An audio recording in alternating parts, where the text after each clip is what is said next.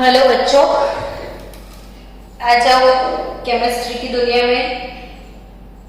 Sums करने वाले हैं बहुत सारे, जितने हो पाए उतने तो हम सम्स करेंगे इसमें। चलो, मैंने लास्ट लेक्चर में आपको Faraday's law, first law of Faraday, second law of Faraday and modern representation of Faraday, वो वाली थियरी करवा दी है आपको।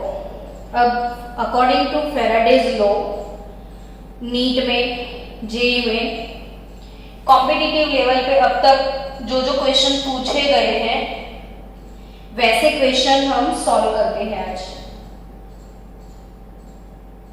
आपको दिख रहा है क्लियर यहां पे? मैं वो पूछना तो भूल गई। चलो क्वेश्चन लिखो एक।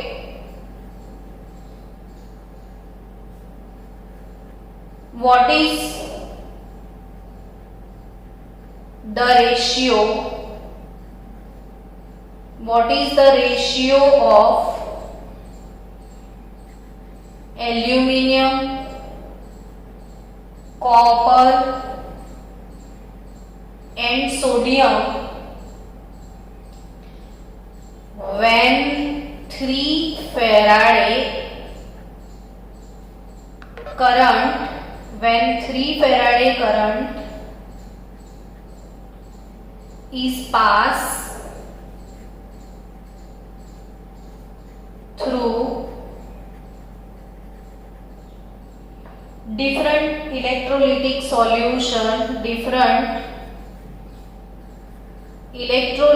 solution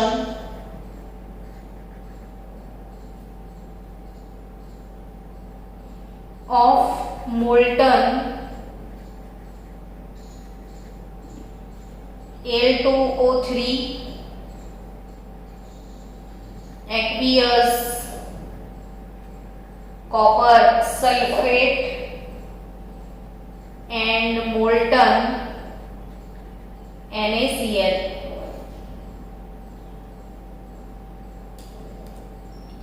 ये क्वेश्चन 2011 में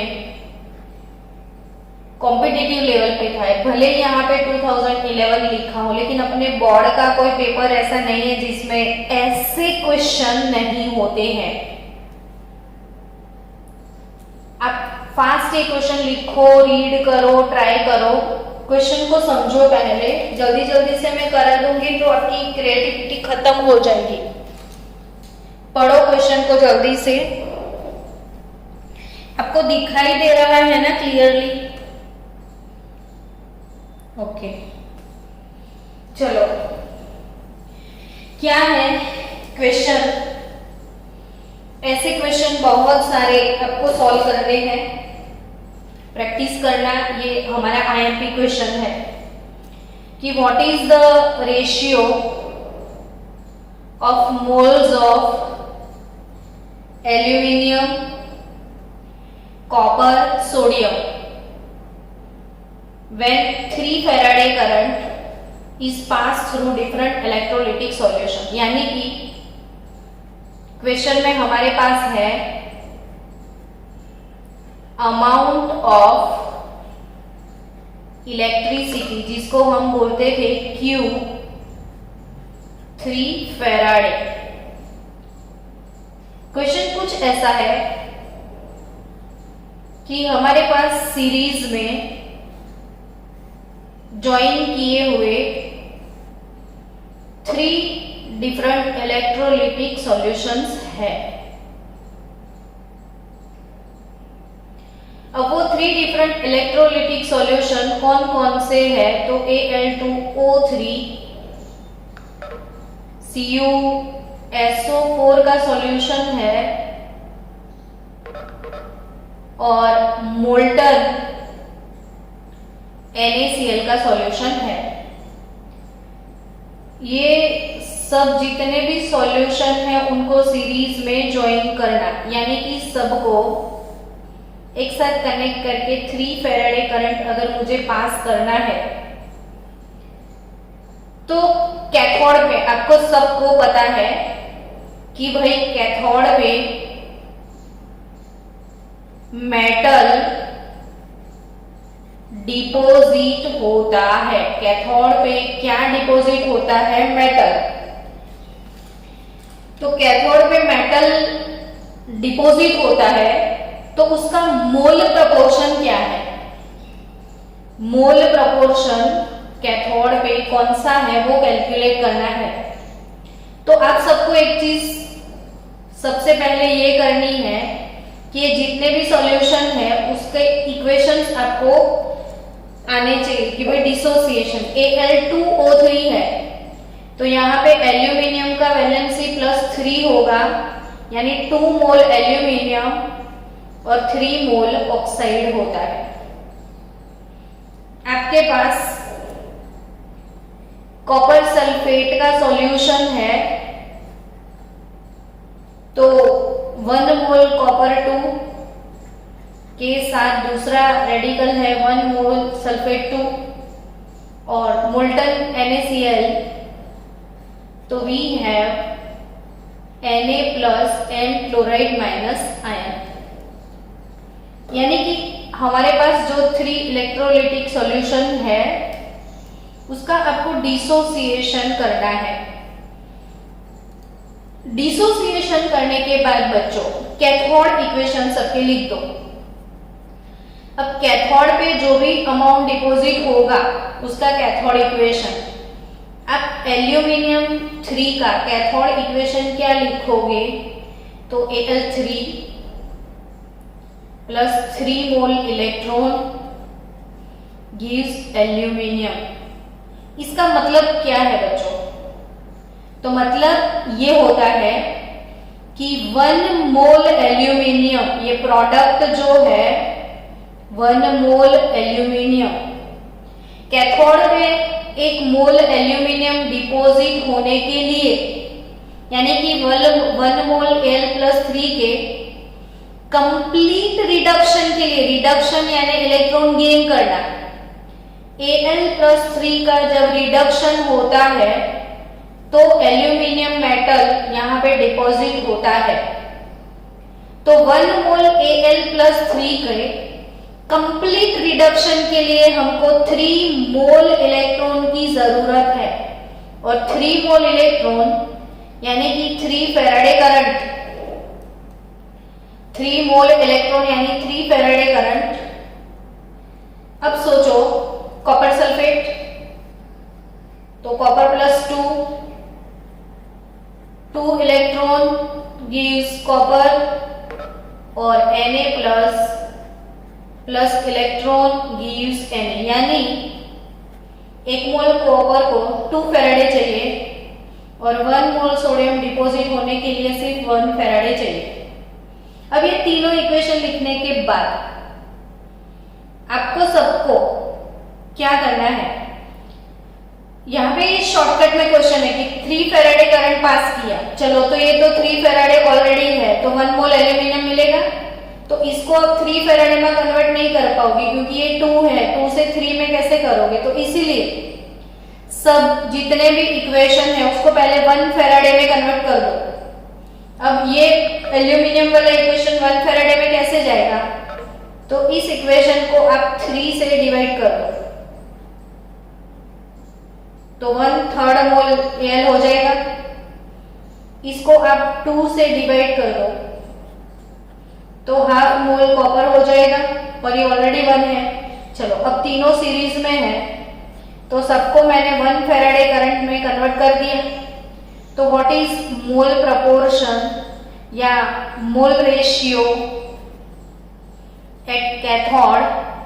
तो जब 1/3 मोल एल्यूमिनियम डिपॉजिट होगा तब ½ मोल कॉपर डिपॉजिट होगा और तब 1 मोल सोडियम डिपॉजिट होगा।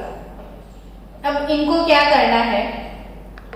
तो कि इसमें कितना करंट पास किया है? 3 फैराडे, तो सबको 3 से मल्टीप्लाई कर दो तो 1/3 इंटू 3, जितना फैराडे पास किया है उसे मल्टीप्लाई कर दो 1/2 इंटू 3 और 3, तो आपका आंसर क्या आया? 1 फैराडे वर्सेस 3/2 वर्सेस 3, यानी आप ऐसा ऑप्शन में अगर ऐसा लिखा है तो 1:1.5:3 तो डजंट मैटर, ये आपका आंसर हो गया।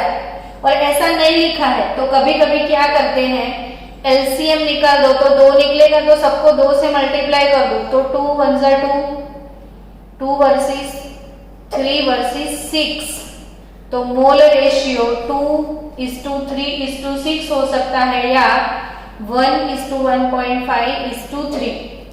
तो ऐसे क्वेश्चन को हम इस तरीके से सॉल्व करेंगे। अब मुझे फिर से मेरा एक फेवरेट क्वेश्चन है जो मुझे बहुत पसंद है, सेम क्वेश्चन है लेकिन मुझे अच्छा लगता है तो मैं ये क्वेश्चन आपको करवाऊंगी। तो चलो और एक सेम क्वेश्चन ऐसा फिर से सॉल्व करते हैं। कोई बात नहीं, 1-2 लेक्चर एक्स्ट्रा लेने पड़ेंगे तो ले लेंगे, लेकिन सम सॉल्व करने में मजा आता है। Question number 2, same to same question है बट सॉल्यूशन चेंज किया है। चलो मेरे साथ लिखते जाना। 2.68 ampere electric current is 2.68 ampere electric current is passed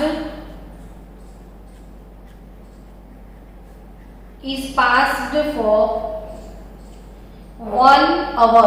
It is passed for 1 hour from the solution of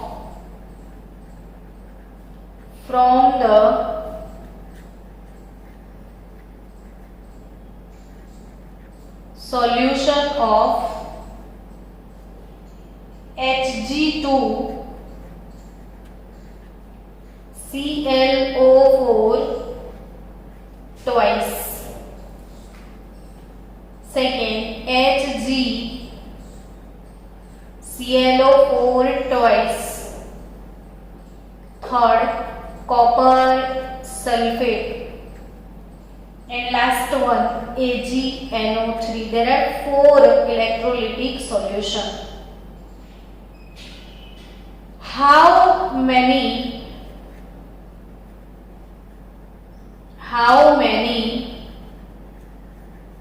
moles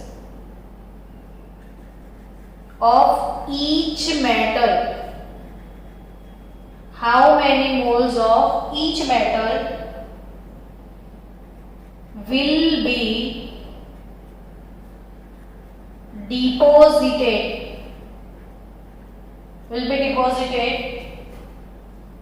on cathode?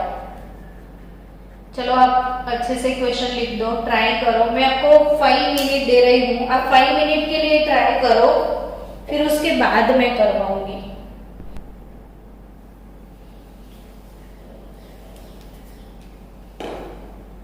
अब सबको एक चीज पता होगी कि Fe2 होता है ना तो वो फेरस होता है, और Fe3 तो वो फेरिक, और ये फेरस। कम होगा तो रस, ज्यादा होगा तो रिक। उसके बाद Cu+1 होगा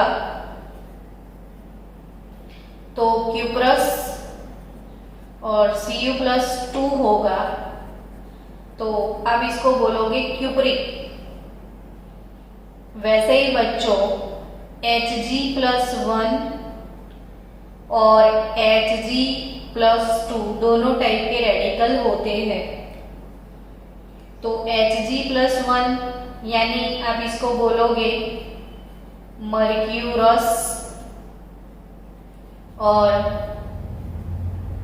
Hg+2 को क्या बोलोगे, एक मिनट,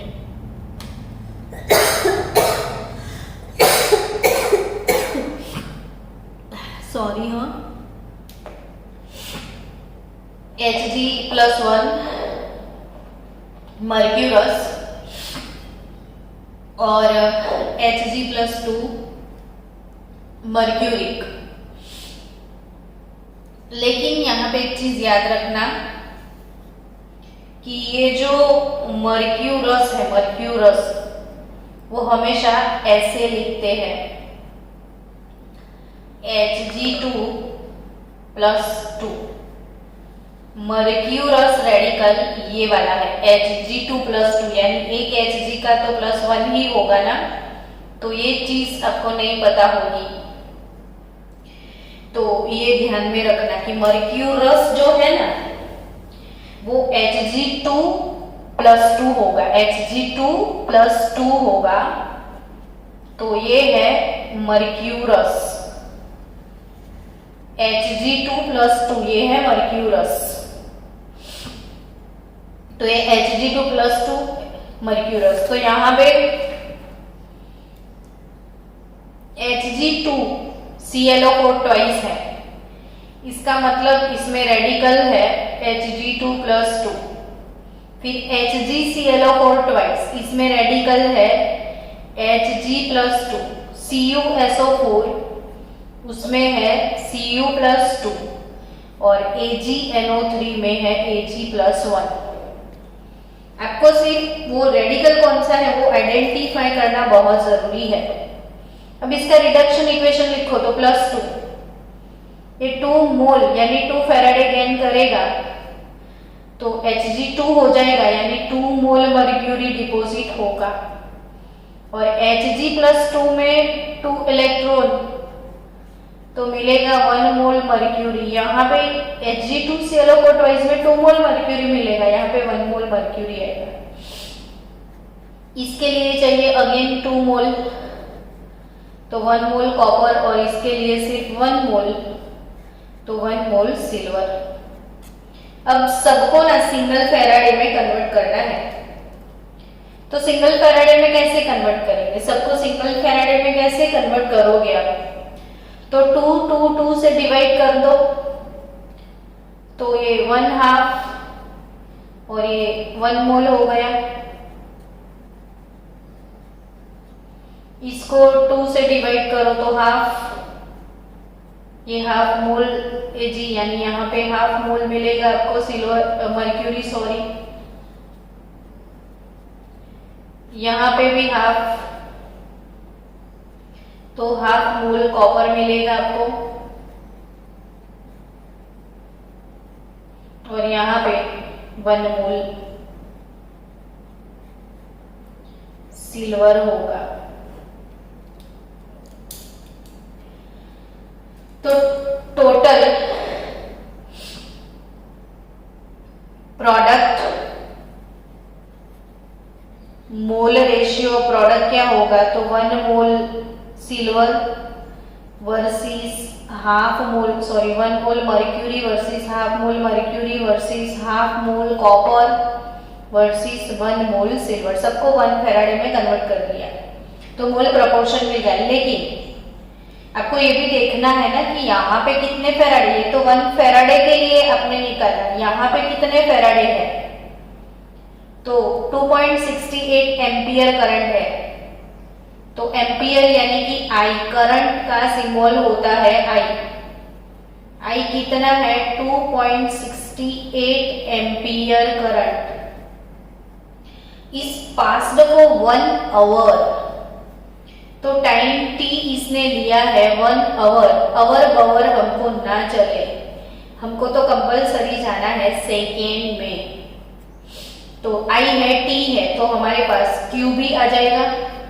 तो Q is equal to I into T by F.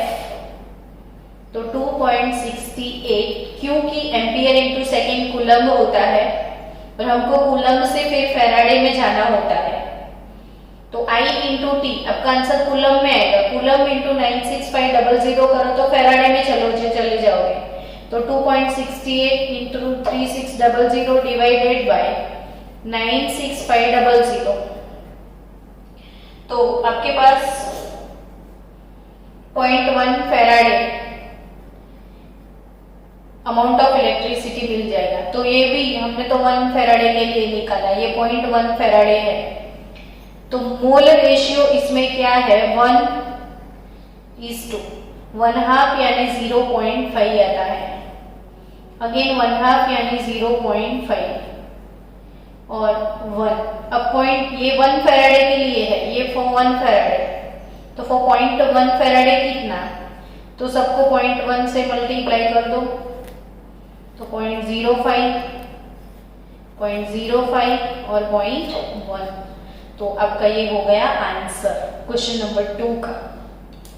तो कैसे सॉल्व किया, आई थिंक क्लियरली आपको समझ में आया होगा। चलो ऐसे ही छोटे छोटे बहुत सारे क्वेश्चन आज हमको सॉल्व करने हैं, तो धीरे धीरे ऐसे ही क्वेश्चन सॉल्व करते जाएंगे। अभी नेक्स्ट क्वेश्चन नंबर 3, ये क्वेश्चन नंबर 1। ओके, मैं आपको ये सब फोटोग्राफ सेंड कर दूंगी। Question number 1, question number 2। अब आपको सॉल्व करना है question number 3। Question 3 NEET 2014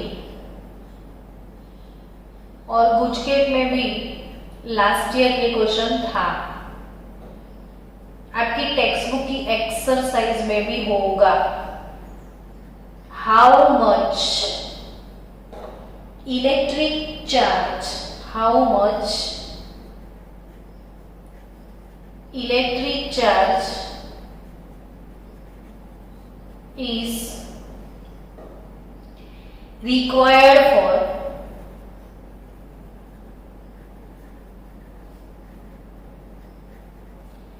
complete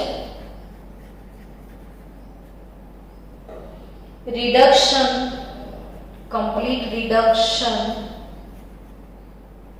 यहाँ पे ऑक्सीडेशन भी पूछ सकते हैं, दोनों का आंसर सेम रहेगा ऑक्सीडेशन रिडक्शन का। सो डोंट वरी, ऑक्सीडेशन पूछ लिया या रिडक्शन पूछ लिया, डजंट मैटर। तो complete reduction of 0.1 mole of MnO4 minus, MnO4 -2 भी हो सकता है, कुछ भी हो सकता है, आपको समझना है। तो ऐसे क्वेश्चन आप कैसे सॉल्व करोगे? How much electric charge is required for complete reduction. अब ये सीधा सीधा यही क्वेश्चन नहीं आ सकता, ऐसे क्वेश्चन आएंगे, इसमें बहुत सारे वेरिएशंस होते हैं। जैसे यहाँ पे मैंने 0.1 मोल लिखा, तो मैं 2.5 मोल करके भी ये क्वेश्चन पूछ सकती हूँ। फिर MnO4 -2 वाला क्वेश्चन इसके बाद में करेंगे। चलो इसका वेरिएशन भी मैं सिखाती हूँ। क्वेश्चन है how much electric current is required complete reduction of 1 mole of MnO4 minus.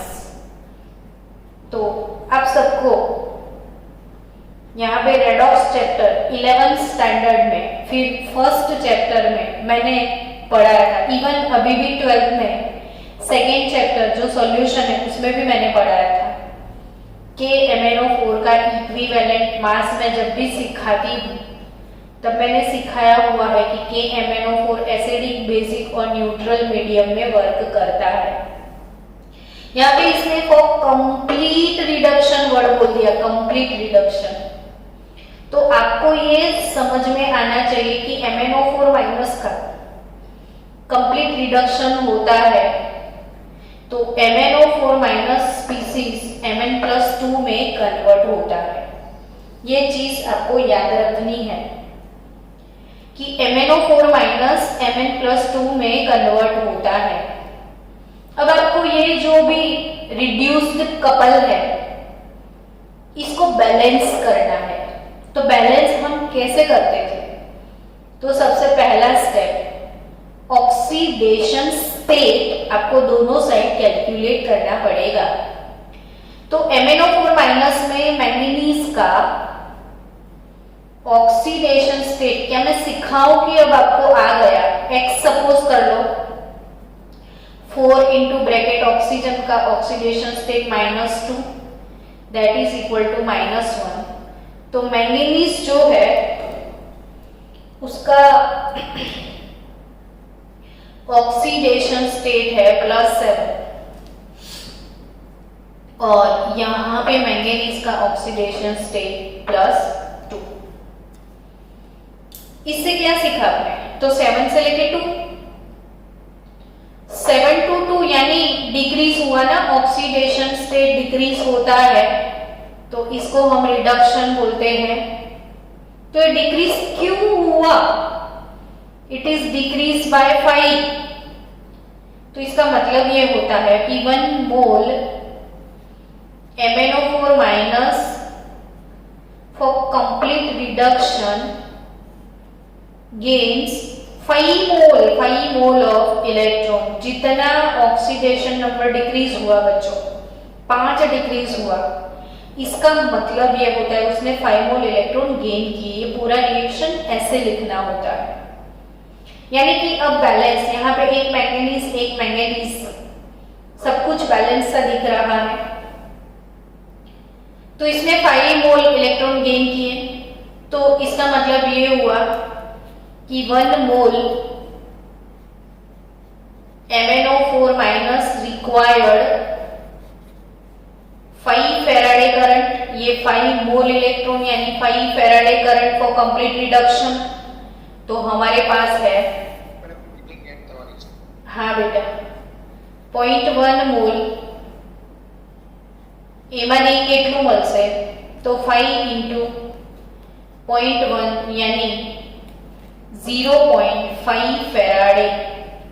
आपका आंसर क्या होगा? 0.5 फेराडे। अब आपको कूलम्ब में पूछा है तो डजंट मैटर, फेराडे से कूलम्ब में जाओगे तो फेराडे, 1 फेराडे यानी कितना कूलम्ब होता है? 96500। तो इससे हाफ हो जाएगा। तो आप फेराडे या कूलम्ब दोनों में ये कैलकुलेट कर सकते हो। चलो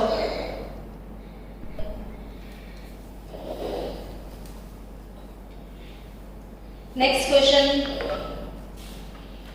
ऐसा एक दूसरा क्वेश्चन है डाइक्रोमेट के लिए। चलो मैं इसका ट्विस्टर तो करवा दूं। दूसरा एक क्वेश्चन था, how much electric current is required for complete oxidation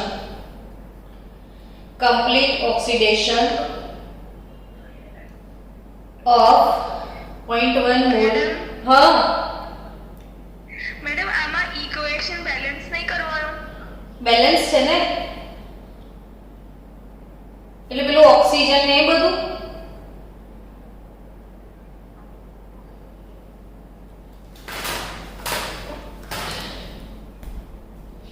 एक मिनट, वीडियो बंद कर दो। नेक्स्ट क्वेश्चन जो, how much electric current is required for complete oxidation of 0.1 mole of MnO4 -2। MnO4 -2 આવો ક્વેશ્ચન છે। નીટ માં એક્ચ્યુઅલી આ ક્વેશ્ચન હતો, મેં થોડું ચેન્જ કર્યો હતો। રિયલ ક્વેશ્ચન આ હતો, પણ મને આ બી શીખાવું તો। क्वेश्चन जो ट्विस्ट है कि how much electric charge is required for complete oxidation of 0.1 mole of MnO4 -2। तो MnO4 -2 ऑक्सीडाइज થાય તો શેમાં કન્વર્ટ થાય? તો એ MnO4 -1 માં કન્વર્ટ થાય। હવે તમને એમ થાય આવું બધું અમને કઈ રીતે ખબર પડશે? તો ફિલહાલ હમણાં યાદ રાખો, જ્યારે डी&ए ब्लॉक चैप्टर જે છે वो अपना नेक्स्ट चैप्टर है डी&ए ब्लॉक। तो डी&ए ब्लॉक चैप्टर के अंदर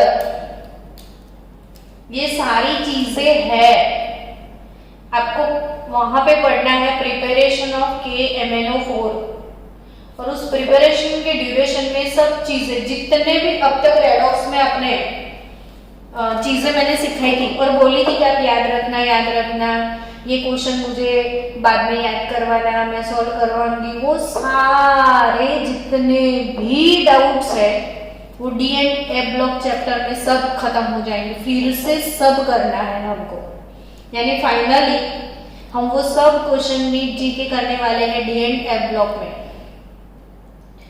तो अभी आप याद रखो कि MnO4 - 2 ऑक्सीडाइज होगा तो MnO4 - 1 मिलेगा।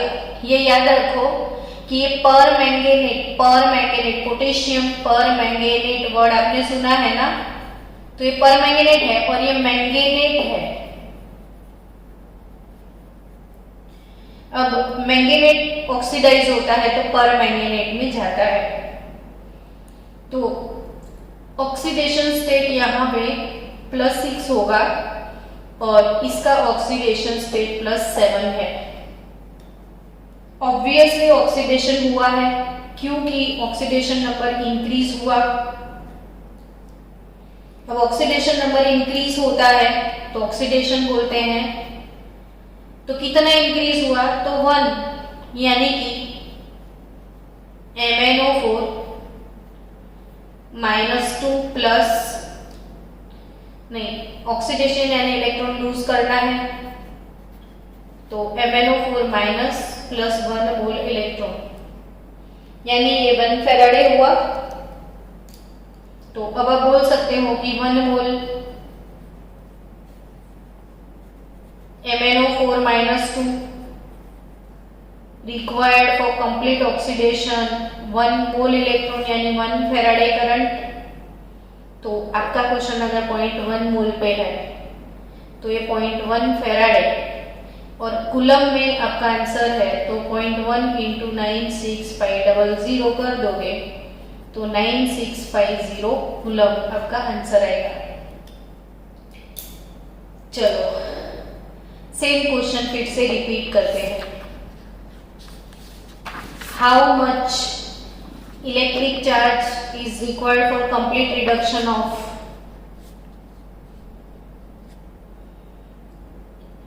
2.5 mole of dichromate ion?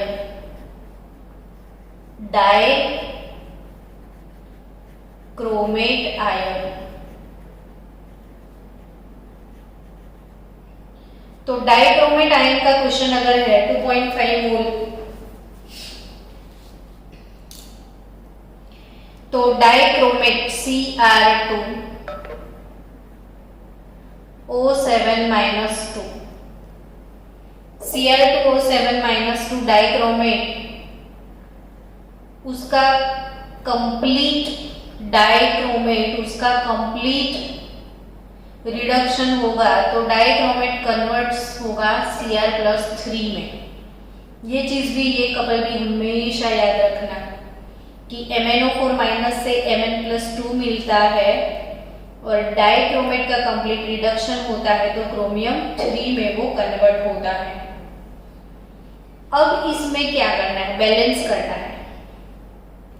यहाँ पे 2 मोल क्रोमियम है तो यहाँ पे 2 मोल क्रोमियम आपको लिखना पड़े। तो दोनों क्रोमियम स्पीसीज दोनों साइड बैलेंस हो गई। आपको वो ऑक्सीजन हाइड्रोजन के साथ बैलेंस करना है लास्ट तक तो भी कोई प्रॉब्लम नहीं है, आप बैलेंस इसको कर सकते हो। तो ये 2 मोल क्रोमियम, ये 2 मोल Cr+3। अब इसका ऑक्सीडेशन स्टेट कैलकुलेट करो तो क्रोमियम का ऑक्सीडेशन स्टेट निकलेगा +6, लेकिन एक क्रोमियम का +6 निकलेगा। फॉर 2 क्रोमियम इट इज +12 और यहाँ पे +2 क्रोमियम, फॉर 2 क्रोमियम +6 होगा। It means that oxidation number decrease by 6। Now it is decreased by 6 Cr2O7 - 2 6 Faraday current यानी 6 mole of electron gives 2 Cr+3। इसको आप ऑक्सीजन हाइड्रोजन से बैलेंस करो, कोई प्रॉब्लम नहीं है, कर सकते हो आप। तो dichromate plus 6 Faraday gives 2 Cr plus 3. Now you can say here 1 mole dichromate required 6 Faraday current. 1 mole dichromate required 6 Faraday current. तो 2.5 mole dichromate required how much? तो it is 2.5 into 6, यानी ये 5/2 into 6 हो जाएगा ना, तो 15 Faraday electric amount of electricity required for complete reduction of 1 mole dichromate, it is 15 Faraday. तो ये क्वेश्चन ऐसे सॉल्व होगा. चलो अब नेक्स्ट क्वेश्चन. पहले थोड़े छोटे छोटे क्वेश्चन ऐसे कर लेते हैं, फिर बाद में कल बड़े वाले सम्स में आपको सिखाने वाले. चलो नेक्स्ट क्वेश्चन.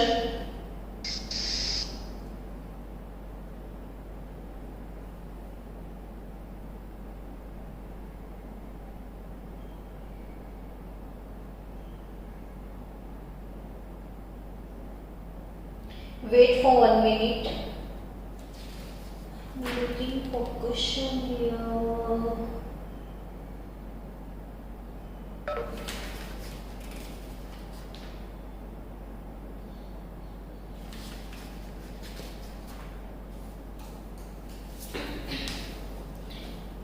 दो मिनट. Question. Next question. तो अक्टूबर 2016 का ये क्वेश्चन है. क्वेश्चन लिख दो पहले.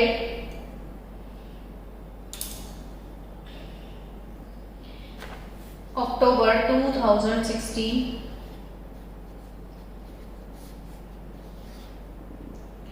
3 ग्राम of copper metal, 3 gram of copper metal in cathode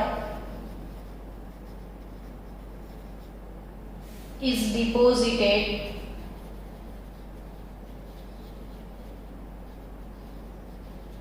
gram of copper metal in cathode is deposited on electrode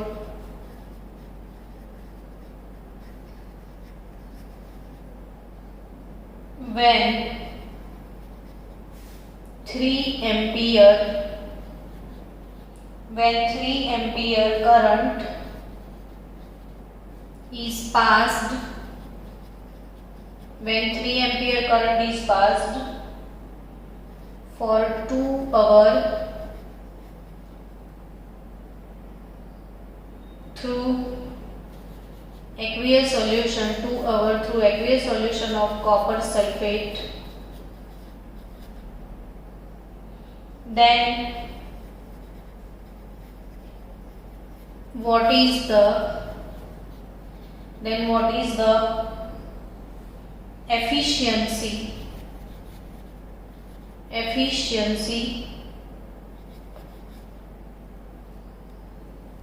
what is the efficiency of cell or current.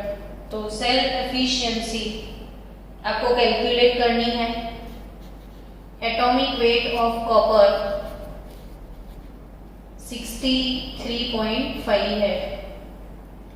चलो, very nice question. तो question को हमको solve करना है कि 3 gram of copper metal, 3 gram of copper metal, यानी कि हमारे पास वेट और mass of copper deposited at cathode, weight of Cu, ये है 3 ग्राम. तो मास ऑफ Cu, यानी कि समझो क्वेश्चन को ऐसे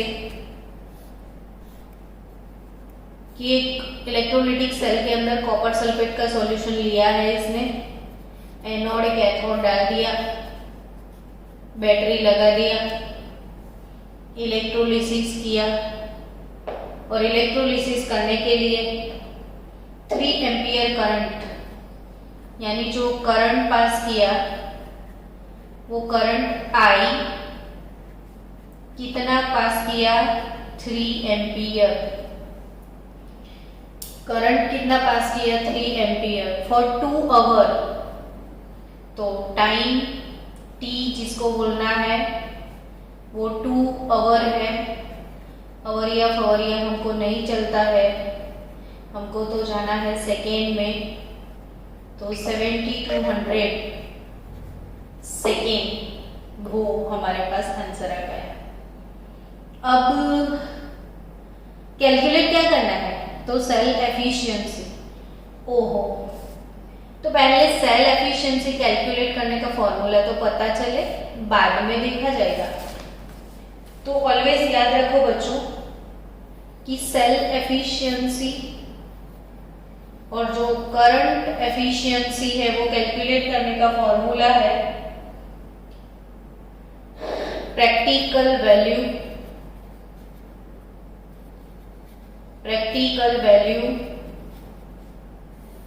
upon theoretical value. Practical value upon theoretical value into 100, तो आपको मिल जाएगी सेल एफिशिएंसी। जैसे मैंने आपको केमिस्ट्री पढ़ाया, अगर मैंने सारे चैप्टर पूरी एफिशिएंसी के साथ पढ़ाए यानी कि मैंने आपको 100% दिया, लेकिन आपके मार्क्स आए 90, तो मैंने तो 100% सिखाया था, आपके मार्क्स 90 आए, तो आपकी एफिशिएंसी जो है वो 90% है। यानी थियोरेटिकल वैल्यू 100 थी, लेकिन आपके प्रैक्टिकल मार्क्स कितने आए थे 90। वैसे ही ये जब प्रैक्टिकल परफॉर्म किया गया तो प्रैक्टिकल करने के बाद प्रैक्टिकल मास ऑफ कॉपर हमारे पास आया जस्ट 3 ग्राम। तो पहले ये जो है वो प्रैक्टिकल वेट है 3 ग्राम, तो हमारे पास थियोरेटिकल वैल्यू नहीं है, तो वो कैलकुलेट करना पड़ेगा। तो हमको कैलकुलेट क्या करना है, थियोरेटिकल क्या कैलकुलेट करना है आपको, थियोरेटिकल मास ऑफ कॉपर, वो कैलकुलेट करेंगे। थियोरेटिकल मास ऑफ कॉपर कैसे, तो जब भी हमारे पास I होता है, T होता है, तो खुश हो जाने का, पूरा क्वेश्चन ऐसे ही बैठे बैठे सॉल्व हो जाएगा। यस I है, T है, तो कोई दम नहीं है क्वेश्चन में, क्यों मिल जाएगा, कैसे, तो I into T upon F कर दो, सीधा फैराडे आ जाएगा आपके पास। 3 एम्पियर करंट 70 to 100 सेकेंड में 96500 कूलम किया जाए, तो आपके पास फैराडे मिल जाएंगे। और कितने फैराडे मिलते हैं, तो 3 इंटू 7200 डिवाइडेड बाय 96500, तो हमको मिल जाते हैं 0.2238, 0.2238 फैराडे। तो हमारे पास फैराडे आ गए। अब कुछ नहीं करना है, कैथोड इक्वेशन लिखना है। आपके पास इलेक्ट्रोलिटिक सेल में सॉल्यूशन था कॉपर सल्फेट का, तो इसमें कॉपर का वैलेंसी है +2, तो कॉपर का रिडक्शन इक्वेशन होगा Cu+2, +2 electron gives Cu, cathode equation. तो कैथोड पे ये वाला रिएक्शन होने वाला है। अभी इसका मतलब ये हुआ कि 1 मोल जो कॉपर है उसके डिपोजिशन के लिए 2 फैराडे करंट की जरूरत है। तो 1 मोल कॉपर होता कितना है, जब भी क्वेश्चन आएगा ना आपको एटॉमिक मास ऐसे दिया जाएगा, तो कॉपर का एटॉमिक मास है 63.5, तो अब सीधा सीधा यहाँ पे लिख सकते हो 63.5 ग्राम कॉपर यानी 1 मोल। अब आप बोल सकते हो कि 2 फैराडे करंट पास करोगे तो 63.5 gram of copper will be deposited at cathode. सीधा लिख सकते हो ना कि work for 2 Faraday current 63.5 gram of copper will be deposited at cathode. तो हमारे पास तो हमने कितना पास किया तो 0.2238 फैराडे करंट पास करोगे तो कितना अमाउंट मिलेगा, तो 0.2238 इंटू 63.5 डिवाइडेड बाय 2 तो 7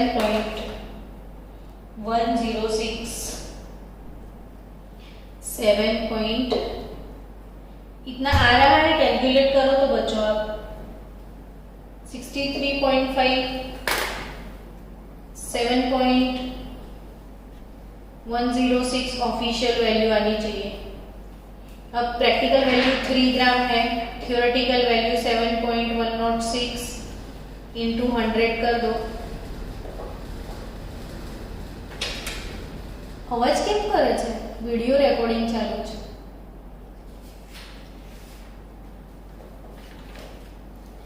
3 divided by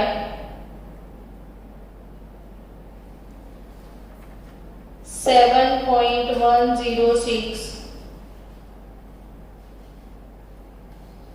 into 100 तो 42.21% सेल एफिशिएंसी।